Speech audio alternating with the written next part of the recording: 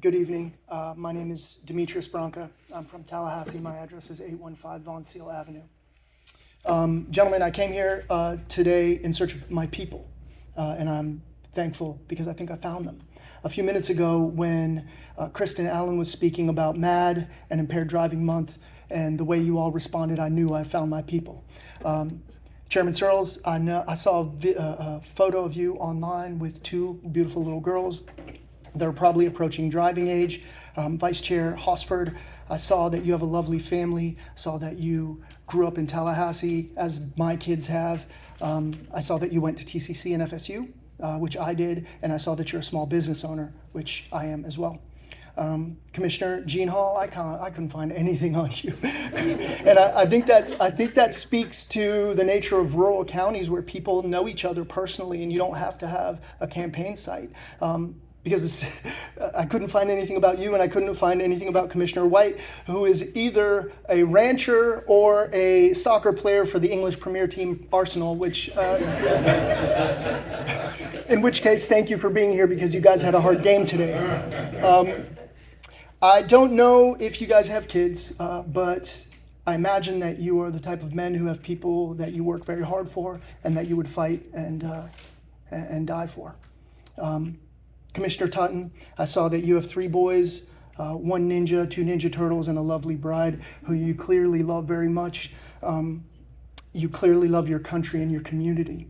Gentlemen, I'm here today with a message of hope that may save you, the people you love, and your constituents from a fate like mine.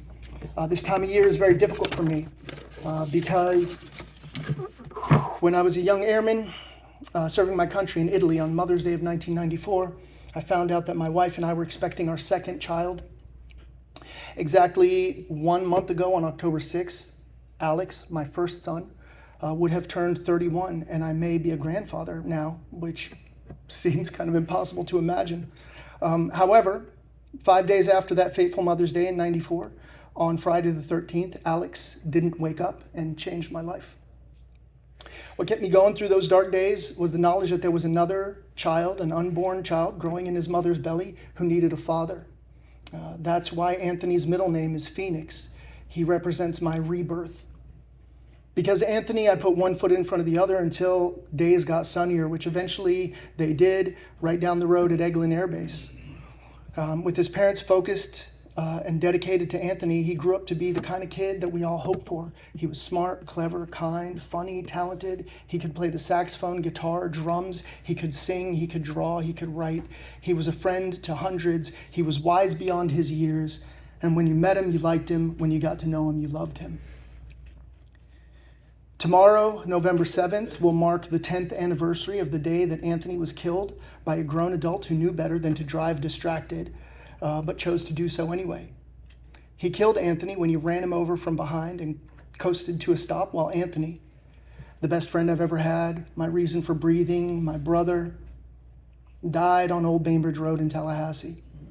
There were few consequences for the man who defied his employer, his common sense, and the promise he made when he signed his driver's license while driving a 6,000-pound work van. This afternoon, government websites weren't working, so I couldn't pull up the traffic fatality rates for Jefferson County. I left a voicemail for Chelsea at the Jefferson County Health Department, but she's in training, so I don't expect to see those numbers for a few days. I suspect that the numbers here are of people dying on rural roads around Madison is not going down. If the number is following current trends in our state, it's getting worse and more people are dying than ever before. I know canopy roads around Tallahassee consistently claim victims who can't seem to keep their eyes or their vehicles on the road and meet their maker wrapped around the trunk of a live oak. Rural roads tend to be narrower with limited shoulder space and sharper curves. And when something happens, emergency response tends to take a little longer. And if it were just those people victimizing themselves by looking at their phone and driving like suicide bombers, this may feel less tragic, but it's not the same as seatbelts. This is more like drunk driving, except worse, 23 times worse. During the 2024 legislative session, I was at the Capitol in Tallahassee every day urging legislators to pass House Bill 1469 and the Senate companion bill. The House bill soared through 3 committees with unanimous bipartisan support, but never made it to the floor because in the Senate it was blocked by one senator who is and remains ignorant of the suffering that he could have prevented. In 2017, a similar bill passed through all the committees and went to the House floor, where it passed by a whopping and unbelievable 112-2, but got blocked in the Senate again by one senator ignorant of the damage that he was doing. And we have to do better. Every day in Florida, 10 people die on our city streets and rural highways. Similar bills that have passed in other states, such as Georgia and Ohio, have shown an immediate and measurable reduction in traffic fatalities by up to 25%.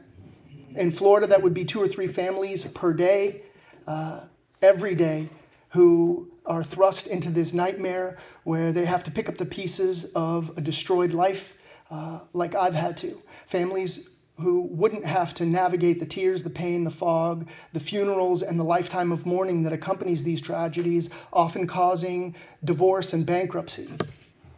Since Anthony's death, I've dedicated my life to this mission that I'm on. I have a pickup truck and a travel trailer, both of which I purchased with my money with the intention of traveling the state to talk to anyone who will listen.